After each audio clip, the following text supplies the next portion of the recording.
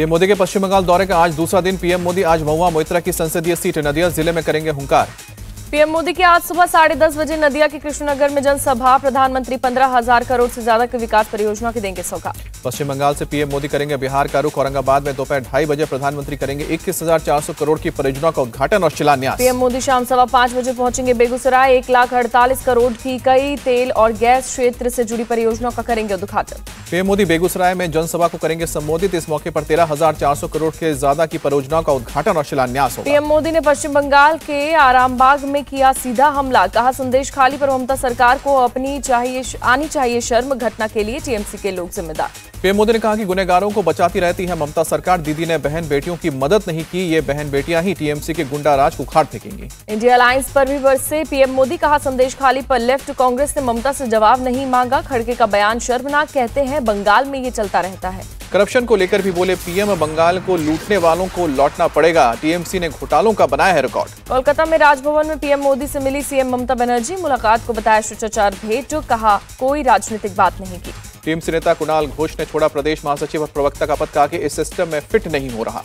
पश्चिम बंगाल की 42 सीटों पर इंडिया टीवी सीएनएक्स का ओपिनियन पोल। बीजेपी और टीएमसी में कड़ा मुकाबला होने के आसार। 42 में से 20 सीटें जीत सकती है बीजेपी। ओपिनियन पोल के मुताबिक ममता बनर्जी की टीएमसी को 42 में से 21 सीटों पर बढ़त। इंडी गठबंधन को 1 सीट मिलने की उम्मीद। हिमाचल में कांग्रेस सरकार पर फिर से गहराया संकट। विक्रमादित्य सिंह ने अपने फेसबुक अकाउंट से कांग्रेस नेता और मंत्री पद का जिक्र हटाया।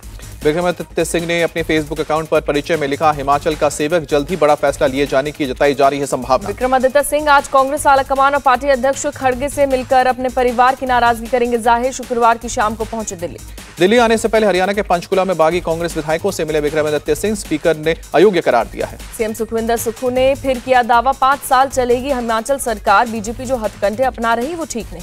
बागी विधायकों को सीएम सुक्खू ने बताया आस्तीन का सांप। कहा कि गद्दारी करने वाले मुंह छिपाते फिर रहे हैं। हिमाचल में कांग्रेस नेता प्रतिभा सिंह की तल्खी बरकरार। कहा बीजेपी का कामकाज हमसे बेहतर।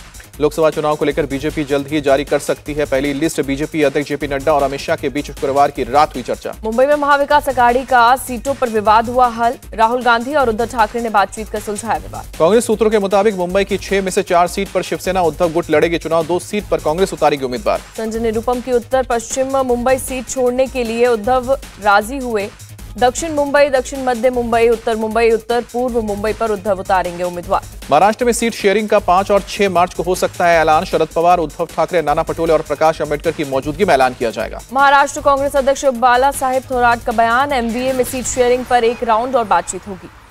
बारामती सीट से ही लोकसभा चुनाव लड़ेगी सुप्रिया सुले। अजीत पवार की पत्नी सुनेत्रा पवार से हो सकता है मुकाबला। सुप्रिया ने व्हाट्सएप स्टेटस पर किया कंफर्म। शरद पवार को भेजा गया बारामती के नमो रोजगार मेले का निमंत्रण। सांसद सुप्रिया सुले को भी मिला इन्विटेशन। शरद पवार के डिनर प्रोग्राम में शामिल नहीं होंगे सीएम शिंदे। पहले ही से तय सरकारी कार्यक्रम का हवाला। महाराष्ट्र विधानसभा की लॉबी में शिंदे गुट के मंत्री दादा भूसे और विधायक महेंद्र थोरवे में धक्का मुक्की।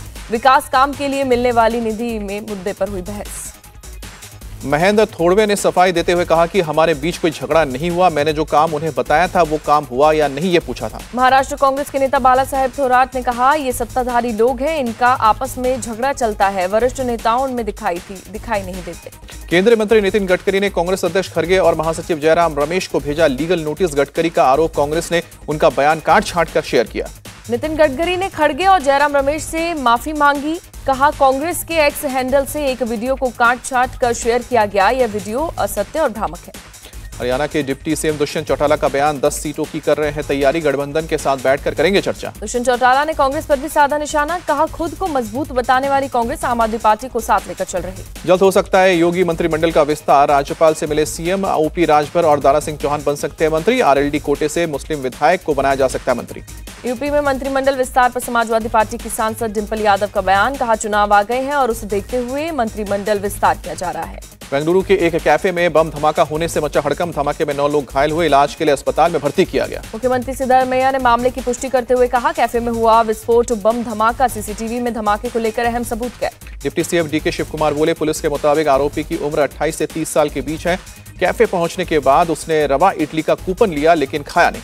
आरोपी कैफे में एक बैग रखकर चला गया जिसके बाद धमाका हुआ। पुलिस के मुताबिक आरोपी एक बस में बैठकर आया था।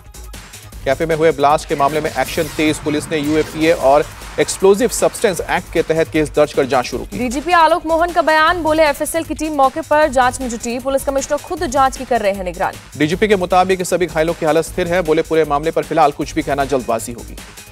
बेंगलुरु में घायलों से मिलने अस्पताल पहुंचे गवर्नर थावरचंद गहलोत, प्रहलाद जोशी भी मौजूद रहे। गवर्नर ने घायलों के स्वास्थ्य की जानकारी ली। केंद्रीय मंत्री प्रहलाद जोशी ने ब्लास्ट को लेकर कांग्रेस पर बोला हमला, कहा कि अगर विधानसभा की घटना को सरकार गंभीरता से लेती तो एक घटना नहीं होती। प्रहलाद जोशी ने कांग्रेस पर लगाया तुष्टीकरण का आरोप, कहा कट्टरपंथियों को कांग्रेस से मिल रही है समर्थन, इसलिए ऐसी घटनाएं हो रही हैं। बुल्ढाना में शिवसेना शिंदे गुट के विधायक संजय गायकवाड़ का युवक को पीटने का वीडियो वायरल हुआ। 19 फरवरी का बताया जा रहा है मामला। शिवाजी महाराज जयंती जुलूस के दौरान का मामला, पुलिस द्वारा 2 युवकों की पिटाई के दौरान विधायक गायकवाड़ ने पुलिस के हाथ से डंडा लेकर युवाओं की पिटाई की। जयपुर में हवा महल विधानसभा क्षेत्र में विधायक बाल मुकुंद आचार्य फिर एक्शन मोड में आए नजर। पुलिस और निगम अधिकारियों के साथ सरकारी जमीनों पर अवैध अतिक्रमण का जायजा लिया। बाल मुकुंद आचार्य ने अवैध कब्जे और अतिक्रमण से अधिकारियों को कराया अवगत, मामले में जल्द से जल्द कार्रवाई करने के दिए आदेश। मणिपुर विधानसभा में एनआरसी को लेकर प्रस्ताव पास, भारत सरकार से लागू करने की मांग की गई। सीएम वीरेंद्र सिंह ने दी है जानकारी। मुस्लिमों से संवैधानिक अधिकार छीन रही है असम सरकार, सीएए कानून के खिलाफ करेंगे प्रदर्शन। All India Muslim personal law board का बयान। मुंबई से सटे मीरा रोड के कश्मीरिया इलाके में लगी भीषण आग, हाईवे के पास दुकानों और होटल को अपनी चपेट में। आग लगने की घटना के बाद लोगों में मची अफरा तफरी, काफी मशक्कत के बाद पाया गया आग पर काबू।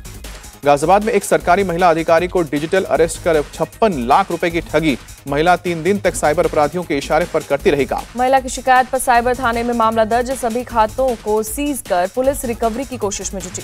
हैदराबाद में साइबर क्राइम के खिलाफ पुलिस की बड़ी कार्रवाई, अलग अलग मामलों में 5 साइबर क्रिमिनल गिरफ्तार। पुलिस ने लोगों से सावधान रहने की अपील की। पुलिस ने इन अपराधियों के पास से फ्रॉड किए 5 लाख रुपए कैश बरामद किया। बड़े पैमाने पर mobile SIM, mobile ATM card और चेकबुक किया बरामद।